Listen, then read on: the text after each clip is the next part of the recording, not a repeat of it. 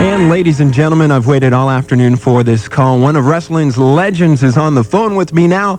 How you doing, classy Freddie Blassie? Just fine, Dave. It's always a pleasure to talk to somebody up in that part of the country. Canada.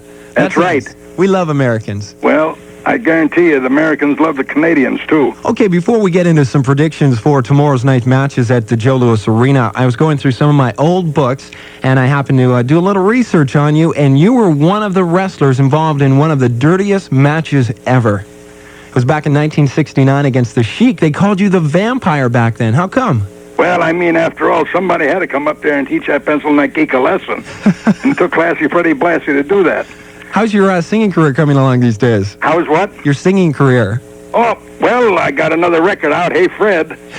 You know, classy Freddie Blassie put out Pencil Neck Geek, which was #1 for 21 consecutive weeks on Dr. Demento's program. Of course, everyone knows Dr. Demento played the worst novelty records in the history of recording. So Pencil Neck Geek had to be an all-time doozy. It was still a great song, though. Well, I made quite a bit of money out of it. Let's put it that way. It's good. That's what's the good part about it. Okay, do you think the Slickster's doing a good job with your investment? Yeah, Slick is doing all right. You know, I'm now the official prognosticator extraordinaire for World Wrestling Federation. I call the shots the way I see them. Makes no difference. From the art of committing mayhem to the art of making love. Dr. Ruth calls me when she's stuck for an answer. Okay, can I ask you one question? You certainly can. Who do you think was the toughest wrestler you ever fought? Well, the toughest wrestler I ever came in contact with every morning when I woke up and looked in the mirror. Could never beat that guy, could you? No, I never could. Okay, let's get right into tomorrow night's matches at the Joe Louis Arena. They get underway at 8 o'clock. How about this 6-man tag team event? Hacksaw Jim Duggan and the Hart Foundation against Dino Bravo and my most favorite tag team in the world because they're Canadian, the fabulous Rougeau brothers. Well, I'll tell you, the Hart Foundation, they've got an obstacle. They've got one of those big lead weights carrying around their neck when they're talking about Hacksaw Jim Duggan. You know, he tries hard to impersonate a human being, but he's so confused and mixed up. He's got an 11-year-old son that he hasn't named yet. So I suppose Dino Bravo and the Rougeaus are going to win that one. Oh, definitely. I mean, after all, Bravo's the strongest man in the world, and the fabulous Rougeaus, they're second to none. Okay, I have my American flag, and I'm going for the Rougeaus, too. I agree with you on that one, Freddie. Okay, good. How about the Intercontinental Heavyweight Championship? It's the Ultimate Warrior versus the Honky Tonk Man. Well, the Ultimate Warrior, he stole the title from my good friend, the Honky Tonk Man, who everyone knows is managed by Jimmy Hart, the Mouth of the South. And this Ultimate Warrior, he doesn't have much to say, but that doesn't keep him from talking. He's got the Grand Canyon of all mouths. I disagree. Well, after all, you're entitled to your own opinion, you pencil neck geek. You asked me mine, I told you the truth.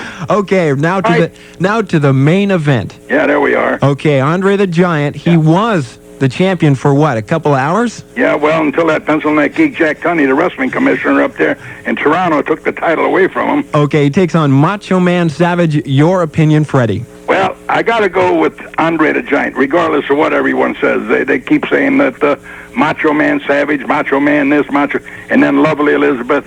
The only thing Elizabeth is qualified to do is run from the ring to the dressing room and to get help for Macho Man. Well, this time she won't be able to get any help because I guarantee you when Andre the Giant finishes with him, he's going to have that belt around his waist once again. And that's where it rightfully belongs, with he and Bobby the Brain Heenan. Freddie, I agree with you on that one. Well, there we are, see? I think next to you, Bobby has to be another one of those great managers. Well, after all, Bobby calls a spade, and I like to watch him on TV, but I don't like him when he's on with that pencil neck geek, that Gorilla Monsoon. There's a guy ugly as an anteater, and he's about twice as homely as a house ape. Well, Freddie, I've been watching wrestling since I was 4 years old, and I have to tell you, this was one of the greatest pleasures of all time to talk to the great, classy Freddie Blassie. I've been in this business 53 years.